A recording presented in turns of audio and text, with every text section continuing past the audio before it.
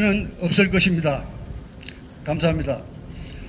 오늘 발언은 첫 번째로 교회와 신앙 발행인이자 빛과 소금 교회 최삼경 원로원 목사님께서 발언해 주시겠고, 두 번째는 교회개혁 실천연대 집행위원이시고 사랑누리교회 담임 목사이신 김정태 목사님께서 해주시고, 세 번째는 평화나무 기독교 회복센터 소장 김디모데 목사님, 그리고 네 번째는 장신대 신학대학원 3학년 최동빈 전도사님께서 발언하시겠습니다.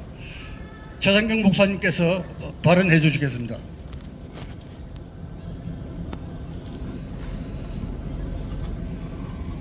제가 이런 상복을 입은 모습이 영광스러운지 천하고 추한지 잘 모르겠습니다. 세상에 태어나서 이런 상복을 처음 입어봅니다. 아마 제 아내가 내가 오늘 상복을 입는다고 말했으면 오늘 인터뷰 못 가게 했을 가능성이 큽니다. 제가 40여 년 동안 이단협을 하면서 600장 본고지 10,000매 이상을 글을 썼는데, 남의 불륜에 대한 문제를 취급한 것은 김의식 목사 한 사람밖에 없습니다. 발가락이 썩어서 발가락을 잘라낸다고 심장이 멎거나 그리고 뇌가 고장나서 죽음에 이르지는 않아요. 그러나 아무리 튼튼한 발가락과 아무리 튼튼한 손가락을 가지고 있다고 해도 심장이 멎으면 죽는 겁니다.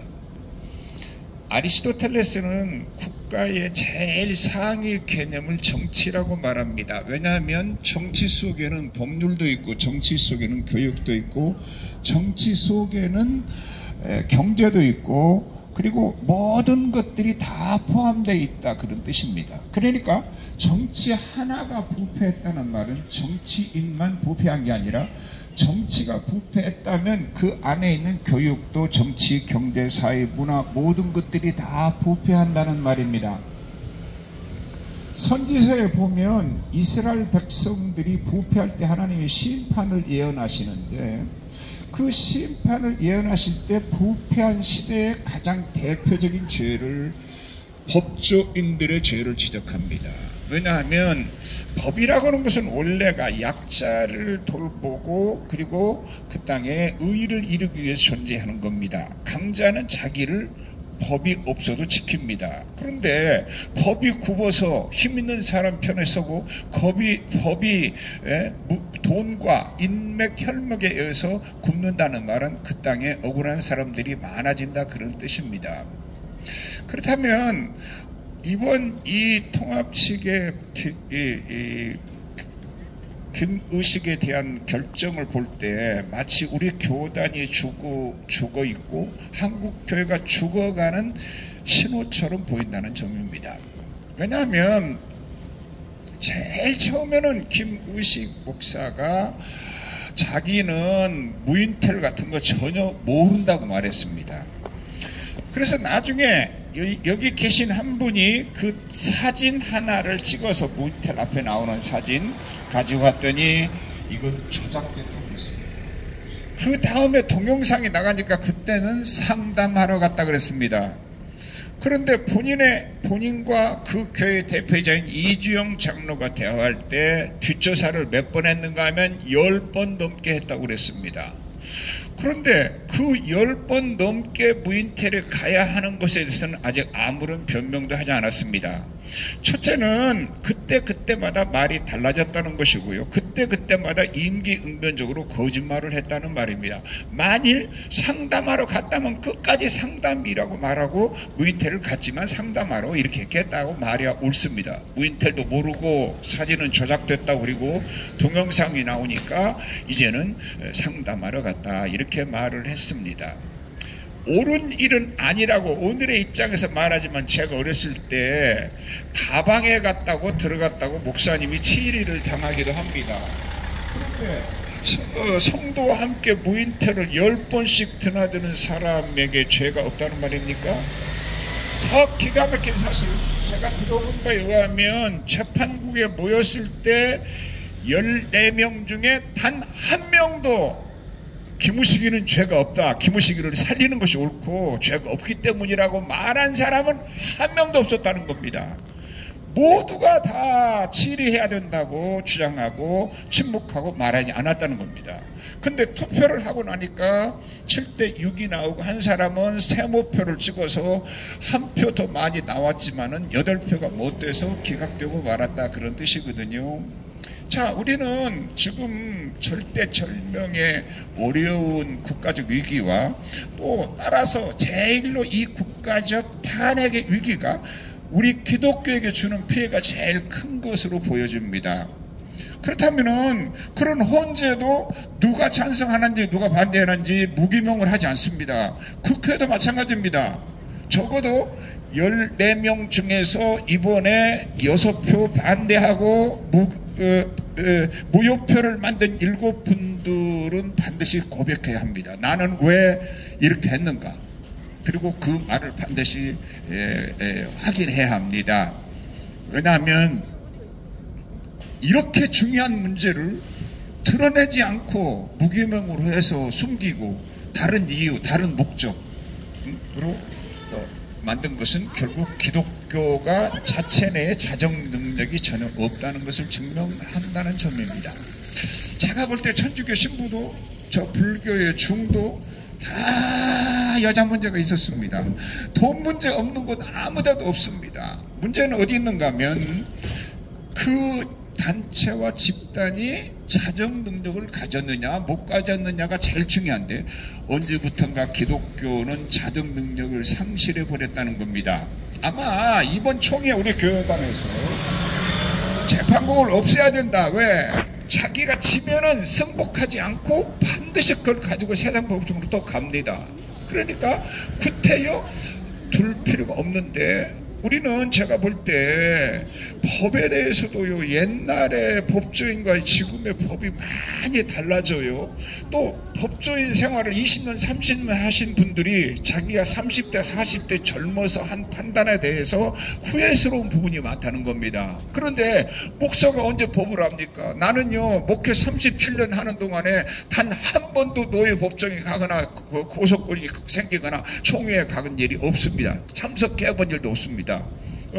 그런데 목사가 어떻게 법을 압니까? 우리 재판부에 있는 사람들 중에 법조인으로서 법을 전공한 대학교에서 법을 전공하고 왔다고 하더라도 다 많아도 모를 겁니다. 그런데 그분들이 전문성이 그만큼 떨어지는데, 그러면 제일 중요한 건 뭡니까? 정직성이 제일 중요합니다. 예수님이 바리새인을 저주할 때 네가 의의를 버렸다 그랬어요. 모든 선은 진실 위에서만 선입니다. 회개도 진실할 때 진짜 회개고, 충성도 진실할 때 회개 충성이고. 근데 의의가 없다는 말은 예수님이 그토록 바리새인들을 저주한 원인 중에 하나가 아니냐 그 말이에요. 재판국원들의 이번에 결정이 어렵습니까? 이 하나가 피를 발에서 뺐느냐, 이마에서 뺐느냐, 옆구리에서 뺐느냐, 오른팔에서 뺐느냐, 어디서 뺐느냐와 상관없이 그 피가 말해주는 성분은 동일합니다. 제가 목사됨을 한 번도 후회해보거나 이 목사 못해먹겠다거나 괜히 목사가 됐다는 말을 해본 일 한 번도 없습니다. 난 초등학교 들어가기 전부터 우리 어머니가 목사라고 그래서 목사 되겠다고 그랬고, 초중고등학교다가 내가 내 손으로 희망상의 목사라고 쓰고 목사 생활을 40년 넘게 해서 여기까지 왔습니다. 지금처럼 목사됨이 후회스럽고 목사라는 직분을 내려놓을 수 있다면 내려놓고 싶은 때도 없습니다. 저 기독교인들이 저런 일들이 있었지만 자체 내 자정 능력이 있구나. 여러분, 법률 위에 도덕이 있고 도덕 위에 신앙이 있는데 세상에 어떻게 해서 저 세상 법보다도 못한 판결을 내리느냐 그 말이에요. 너무너무 마음이 아프고요. 이 시대를 어떻게 해야 하는가 하는 생각이 들어요. 결론적으로 재판국원들이 이렇게 하는 것은 앞으로 재판국을 어떻게 해야 되는가? 이게 보통 문제가 아니에요. 그래도 정직한 사람들로 이루어진 단체는 그 정직 위에서 전문가의 지혜를 쓸 수 있습니다. 악한 사람일수록 무능할수록 좋고, 악한 사람일수록 일찍 죽을수록 좋습니다. 악한 사람이 똑똑하고 악한 사람이 힘을 가지면 그 악이 극대화됩니다. 그렇다면 정직한 사람들로 이루어진 재판국은 얼마든지 정직한 결론을 내립니다. 저는 총회에서 한번 규칙부 실행위원을 한 일이 있지만은 나는 규칙 하나도 모릅니다. 바르게 하자, 정직하게 하자, 의롭게 하자, 이 생각에는 하나도 없습니다. 그런데 언제나 7대6이나 9대6으로 8대7이나 9대6으로 다 제가 주장하는 의로운 결정을 100% 내렸습니다. 재판국원들, 특별히 이번에 7분들, 그 중에 선명하게 드러나는 누가 옳게 했고 누가 잘못한 사람이 누구인가 의심드는 사람들이 있어서 많이 뭐 이런 말 저런 말 들었는데, 이래도 저래도 선명하게 보이는 사람들이 몇 명 있다고 합니다. 나도 그렇게 보입니다. 이제 때가 되면 그들 이름도 밝히는 것이 옳겠다고 생각합니다. 그들은 양심껏 왜 반대했는가, 왜 부표를 찍었는가 고백해야 되고, 그들을 어떤 방법이 찾아낼 수 있는 한 찾아내야 하고, 또 매년마다 다른 총회도 마찬가지인데 총회 때마다 이 재판국 문제가 보통 문제가 아니에요. 저 합동측 총회는 총회가 재판국의 판결을 총회가 내리는 것으로 재판국의 판결을 뒤집어 엎을 수 있습니다. 구조적으로. 우리는 그렇게 안 돼 있습니다. 그러다 보니까 재판국원들의 권리가 더 커지고 재판국원들이 잘못된